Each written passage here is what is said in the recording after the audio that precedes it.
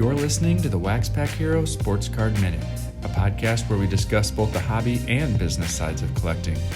I'm your host, Mike Sommer, and I want to help you buy, sell, and trade your way into a collection you'll love.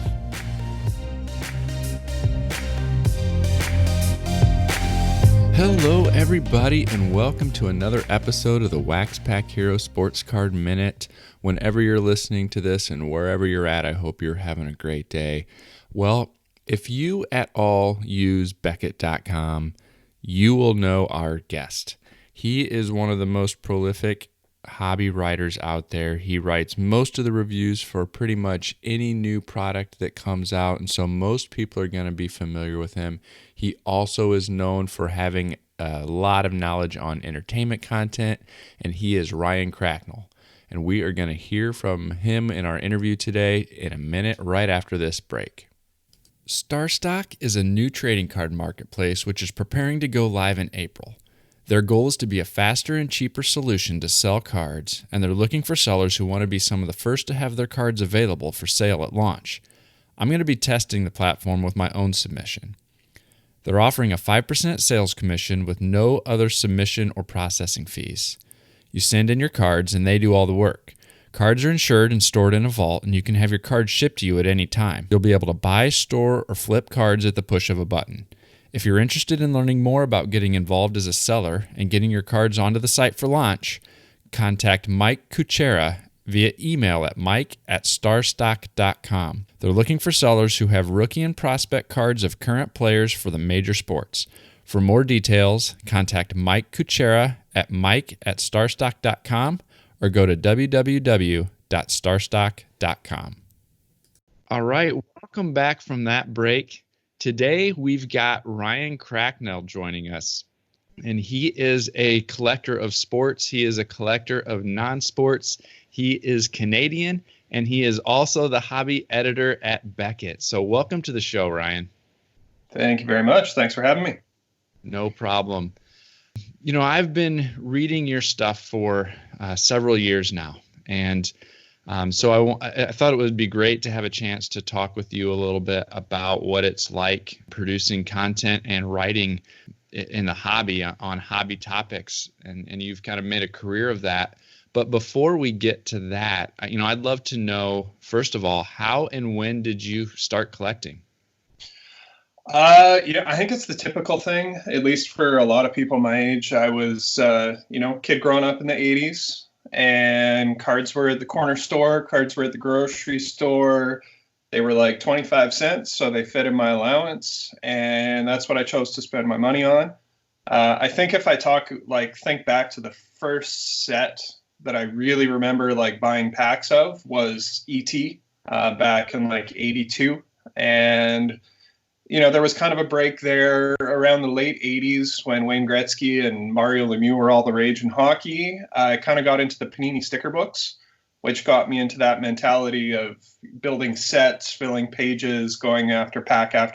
And within a year or two, it just kind of morphed into cards. And, I haven't really stopped totally since. There have been a couple breaks, very short ones, or at least drawbacks, but I've always been collecting. So growing up in the 80s, what was collecting like in Canada? I mean, clearly, there were two baseball teams at the time. Yep. Hockey obviously was something that was very prominent. You talked about buying ET packs, but what was collecting like in the 80s? Were there challenges that came with being in Canada as opposed to the US and the sports that went there? Not when I first started, not really. It was all about accessibility. You would just kind of go to the store, and if there were cards there, you'd buy them. And then if there weren't, you just waited till the next season and moved on. We did some at school with the garbage pail kids. There was a lot of trading and showing them off there. But I think the big thing for me was a lot of it was just taking it kind of not necessarily for granted, but it just was what it was. So everything that I collected was O-Pee-Chee, because that was all that I had the access to. And sure. It wasn't until a few years later when, kind of the world opened up and cards were starting to explode that I knew about Topps, but all these other companies they were kind of exotic because we couldn't find them up here. And, I would gladly trade my O-Pee-Chee something with a friend at school who went down to the States and had the tops version. Would I now? Probably not in most instances, but it was simple. We just bought packs and we chewed gum and we played with our cards. And I think that's a universal thing, no matter what, whether you're north of the border, south of the border. It just said O-Pee-Chee on the back, and we had French and English mixed together, and that's just the way it was. Yeah, I'd say there was probably some similarities growing up at the same time.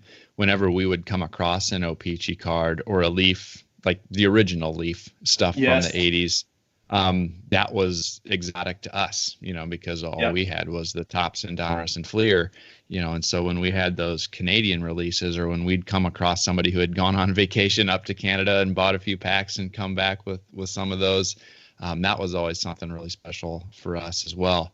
Today, though, are there some more challenges that come with it today? Oh, for sure. For sure. Like, number one, the cards that exist up here for the most part now, it's like 90% hockey. And I don't hate hockey. I just don't, I'm not a huge fan. And the way that I'm trying to collect now, I'm just trying to be really direct in what I buy.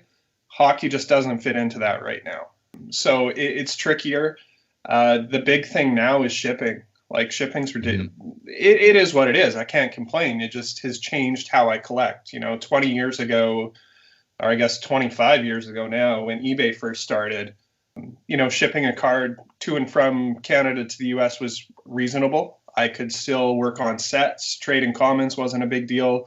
Now it's like $8 for me to ship anything up here and up. So that's the big challenge. It's definitely changed how I collect. I used to trade all the time. Now I never do, just because it's so expensive to do it, and sometimes unreliable, and I'm not buying as much extra stuff anymore. But also, when I buy stuff, it's through places where I can combine shipping. So like ComC, I can build up, hold it for a few months and then send it up, and they have their Canadian warehouse. So that's easy. On the Beckett Marketplace, I'll kind of go in and do one big batch with Burbank or someone else on there so that I can get shipping. I also get things shipped to the home office in Dallas whenever I buy something from Tops, because it's like $10 to ship a $10 item up here. So that's not affordable. So I get things shipped down there, and once every year and a half, I'll get a whole bunch of packages when I have a meeting or a show or something like that, just where I connect with the people that I work with. So shipping, I would say, is the biggest challenge now. Stuff is out there. I can still buy things, but eBay is a very rare thing now. It's only when I'm looking at something that's a little bit higher ticket, because the international shipping program, I get why they do it. I get why sellers like it. It's easy. But for us, it's like $20 and up for shipping, even when it's like a $2 card. So where I used to focus on a lot of lower end things, finishing sets, which I still do, that's definitely getting scaled back. And as I get older and run out of space in my house and, come up with my own mortality, I don't want my wife and kids to have to deal with mountains of stuff as well. Should something untimely happen. Is weird and grim as that sounds, it's a reality. So yeah. Do you have much of a community of local collectors in your area? Not that I know of. They're out here. Like, I'm part of a Facebook group, but they're primarily hockey driven. So I don't really connect with them. I'm sure if I tried more, I could. But time and, the big thing now for me is I just get what I want. Like, instead of, I still like to open packs, but now it's more of a sample thing. One of the other things that you have a reputation for is your knowledge and interest in entertainment and non-sports. And I was just curious about how that developed. I think it goes back to the very beginning with ET. When I was younger, we didn't have a lot of money. That's part of my story. Was we didn't have a VCR until I was older, and even then getting hold of movies was trickier. So you would go see it in the theater, and then like a year would pass before you could see it on video. But then you had to go rent the VCR and then rent the movie again and everything else. So for me, the earliest part for like entertainment cards was how I could re-see that movie, was, by going through the cards and seeing my favorite moments and stuff like that. Today, it's evolved like everything else. I would say that still exists because I still have a fondness. My favorite era for entertainment is like the 60s through the late 80s. But with the newer stuff, it's the variety that it brings. With baseball, I like a lot of the different designs and everything else, but there's some monotony. Seeing, as an Expos collector, it's the same Expos every year that I see, for autographs and everything else. So I won't say it gets boring, but I'm not as gung-ho about things. Like even last year with Archives, with the Expo set, I was kind of, once I saw the list, I'm like, that's a lot of the same names I've seen over the last 5 years. But with entertainment, you get different actors, you get different TV shows, autograph signers. I like to build like little mini sets of a show that I like that might not have cards, but the actors have autographs in different sets over the years.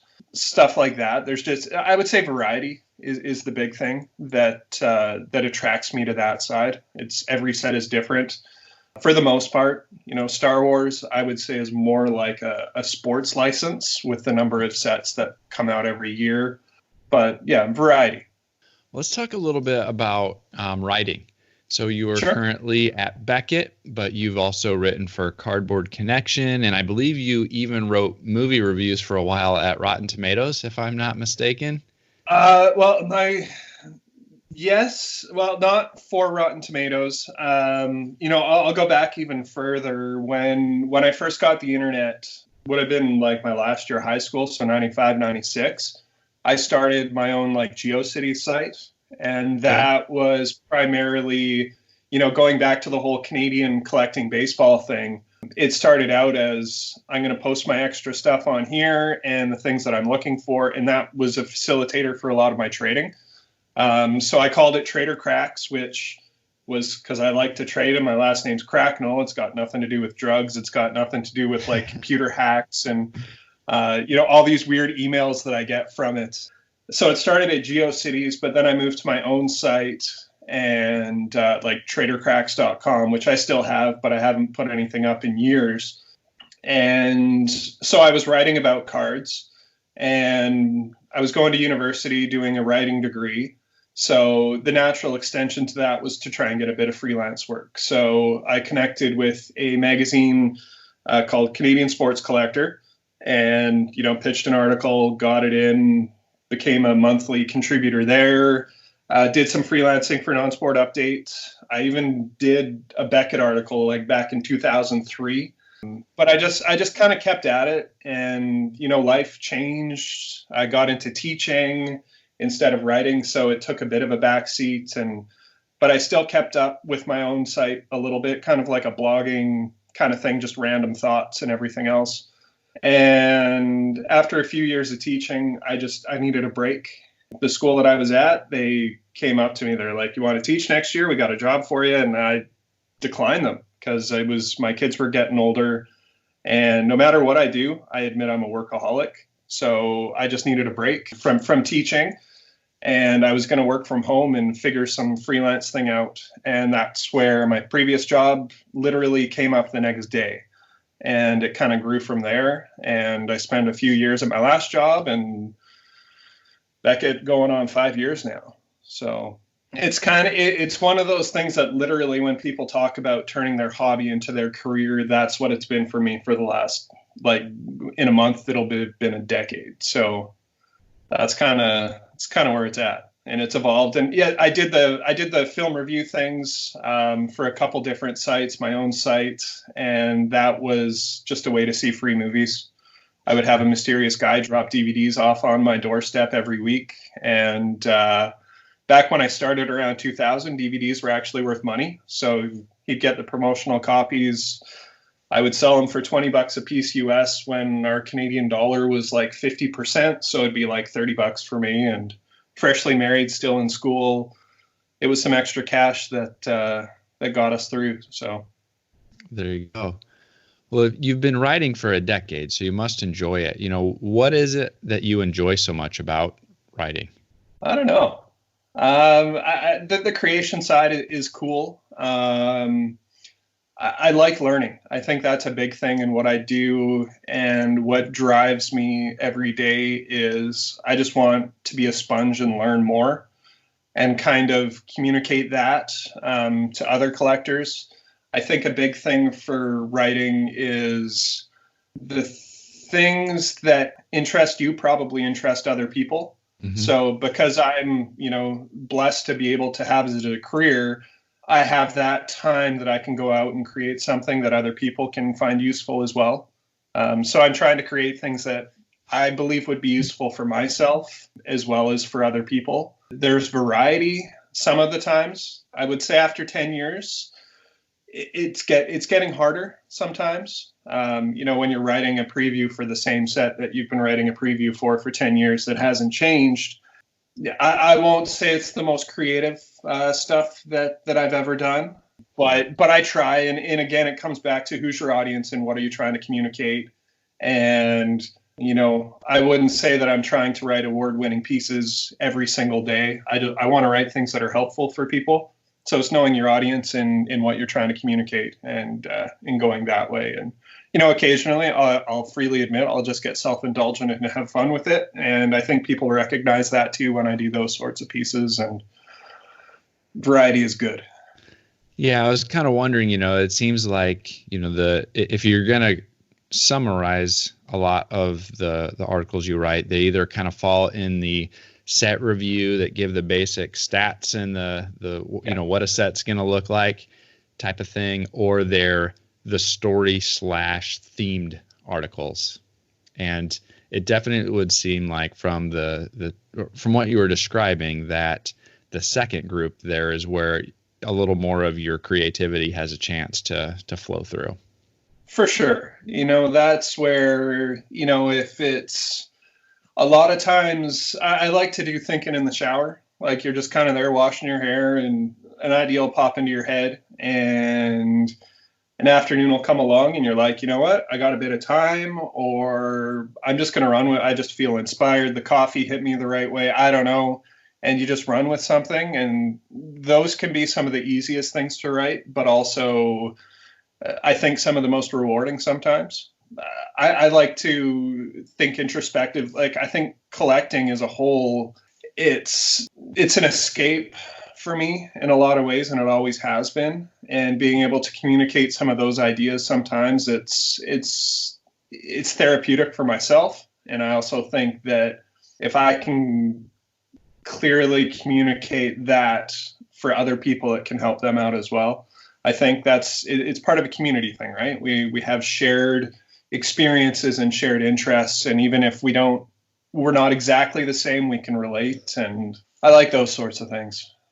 Are there, as we were talking, or as you were kind of answering that, it got me thinking a little bit. Are there specific content strategies or content mixes that you have worked out at Beckett as far as we know we need to cover all of the new releases that come out, but we also want X% of our content to be more of that theme or general topical based narratives, that type of thing? Is that at all part of the intentional strategy, or is it just a byproduct of, how things flow based on the different writers?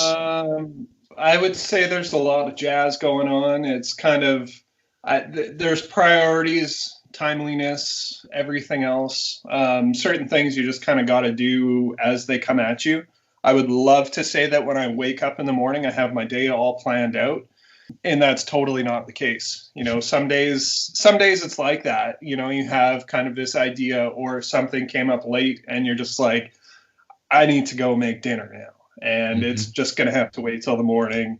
I would like to say that there's a magic number and a magic percentage, but a lot of it is just more like a jigsaw puzzle, or actually I would say more stacking wood, because when you stack wood, you need to make sure that things fit in the right spot, and you got to keep your foundation strong, and it's going to fall over. So you just kind of fit things in where you can. And I would love to say that those shower ideas come to me every single day, but they don't. So you kind of the inspiration has to hit you as well, I think. And I think to come up with a big idea every day, I don't know if that can be done.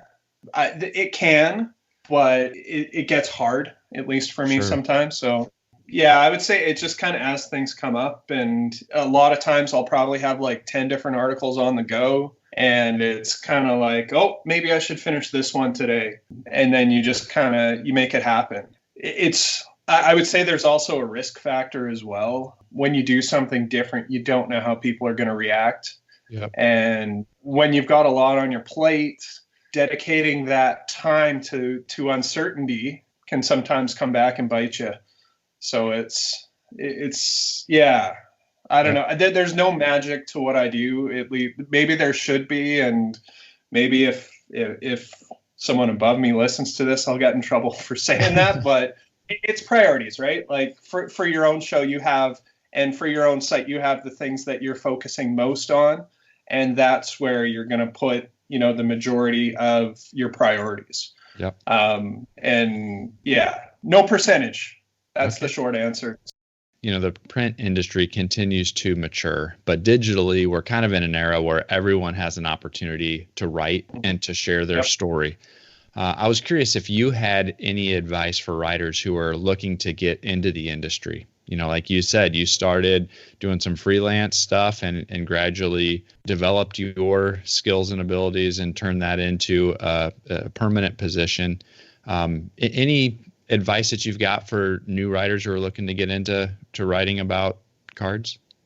Number one is do it. Like whatever you're interested in, whatever you want to do, just do it. Like that's where you have to start is be selfish, be self-centered, write for yourself, and just get it up there. You can literally do it for no cost if you want to. I would recommend, that would be my second piece of advice, is if you're going to start a site, pay for that web hosting or WordPress platform so that you have your own site, but just get out there and do it, experiment with it, have fun with it, make content that you enjoy making, that you find helpful, and ask why you're doing it as well. If it's to help people, then focus it kind of that way. If it's to entertain people, go that way. Don't limit yourself, try new things, see what works. A big thing I would say is look at how you're doing, look at those metrics, the Google Analytics, the number of people coming to your site, if that's important to you. If it's not important to you, then just keep doing what you're doing. And if you're having fun with it, there's nothing wrong with it. I would say there's no risk, or very, very minimal. What's web hosting? You can get web hosting for the price of a box of cards for a year now. Right. I think that's minimal, and you can do it for free. Like if you're really just doing it for yourself, you can, there's the WordPress platform. I think Blogger or Blogspot is still out there. But the number one thing is just do it. Number 2 or 3, I think I've gone off on a couple tangents, would be connect with people. That's the beauty of the collecting world that we're in, is there are probably a dozen platforms that you can connect with other collectors and talk with them. Whether, for me, mine of choice is Twitter. I like the written side of it mixed with the word side. I see a lot of people going to Instagram, YouTube, Facebook groups, Facebook itself, and get in touch with people that you like their stuff, and just kind of chat with them, and go bounce ideas off of them. And I think there's a very supportive community out there.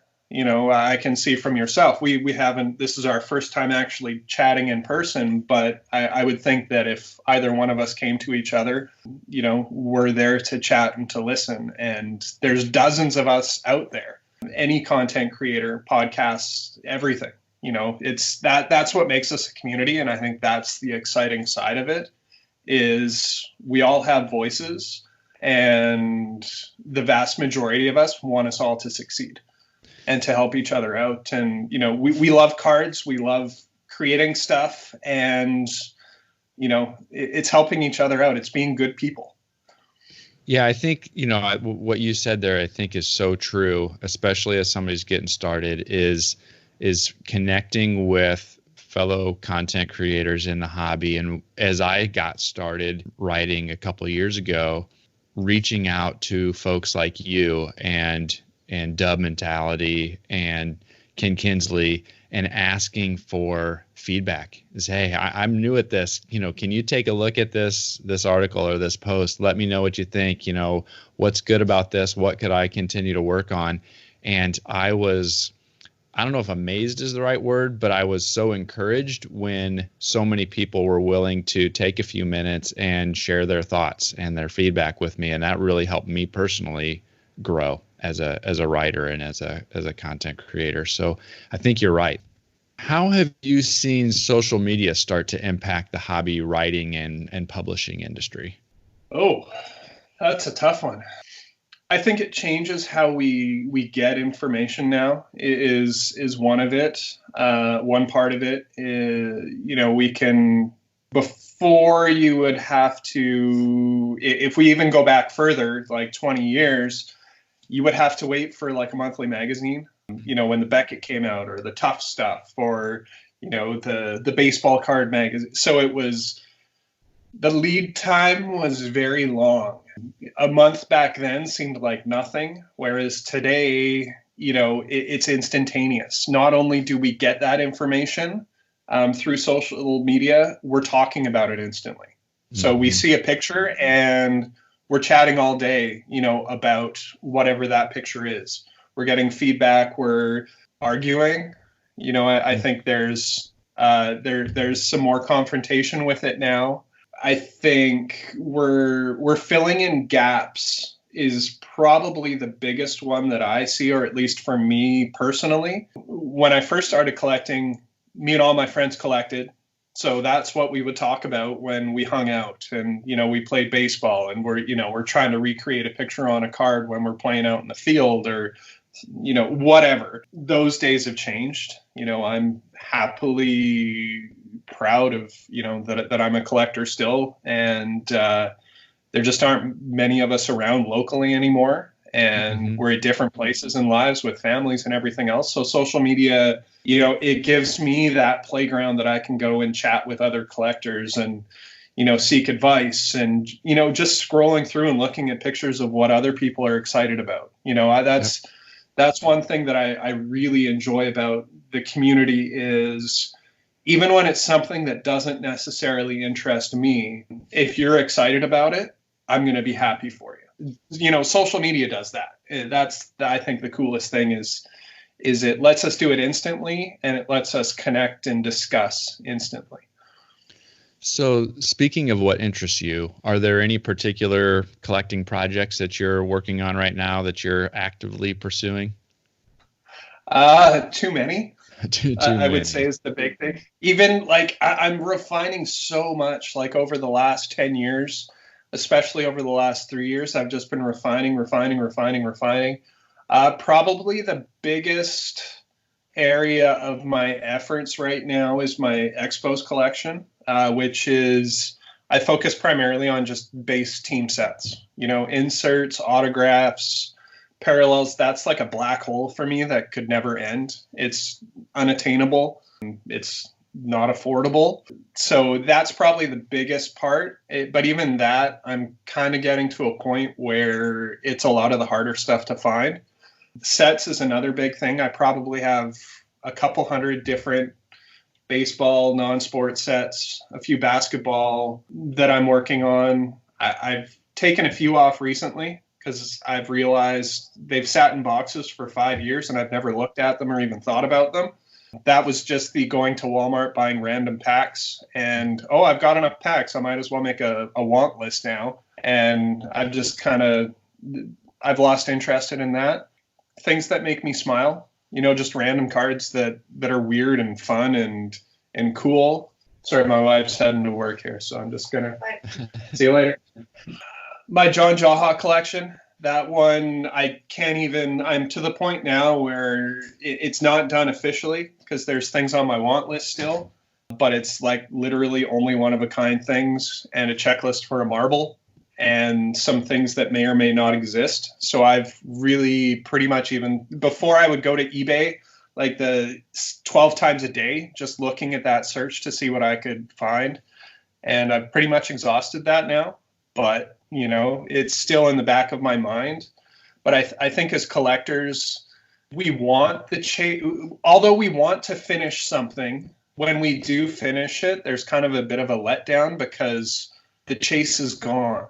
And so I kind of like having those couple gaps. It's like the unicorn is out there, but I almost don't want to find it because when it's done, it's like, what then? Especially with the John Jaha collection. What am I going to do with the John Jaha collection when it's done? And there's no one. Back in 2000, 2001, there was actually someone else who was collecting John Jaha, and we got stupid on eBay some of the times with stuff. He had a personal connection to him.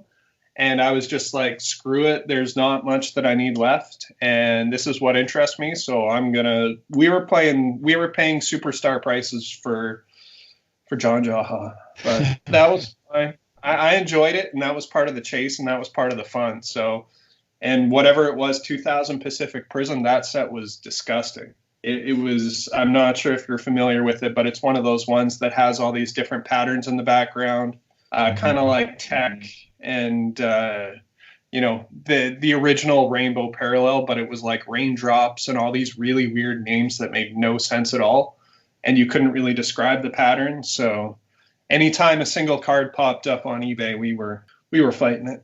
I definitely think there's a lot of people where the process is part of the fun, right? And you want that chase, because that chase adds as much satisfaction and enjoyment as the cards themselves or the toys themselves or whatever it is that you're trying to collect. And so I definitely get that because, for a lot of people, I think the process is part of the fun. So, I just want to say thanks again for taking a few minutes to come on and talk collecting and talking content creation. I really appreciate that.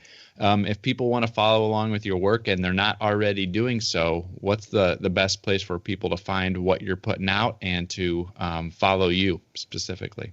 For the stuff that I write, Beckett.com/news is where, you're going to find stuff Monday to Friday every day. If you just want to connect, Twitter is definitely the place where you're going to find me. And that's at Trader Cracks, Cracks. As weird as it sounds, some of those maybe early internet regrets, but you just embrace what you chose. And, I'm grateful I didn't put numbers at the end or anything else. And at Trader Cracks. Very good. Very good. Well, thanks again, Ryan. I appreciate it. Thank you. Well, thanks again to Ryan for joining me. Give him a follow on Twitter at Trader Cracks if you're not already following him, and check out his work at Beckett.com. You can follow me on Twitter at @TheMikeSummer, and you can send me your thoughts on this podcast today there at Twitter or at my email, WaxPackHero@gmail.com. I'd love to hear from you, and I'd also love it if you gave a rating and review on your podcast app of choice. I would appreciate that. I also want to encourage you to check out Hobby Hotline. It's the live call-in show that we do every Saturday morning at 8 a.m. Pacific, 10 a.m. Central, 11 a.m. Eastern, where you get a chance to call in and talk with several of us podcasters about whatever hobby question is on your mind. Thanks again for listening. That's all I've got for you today, and I'll catch you next time.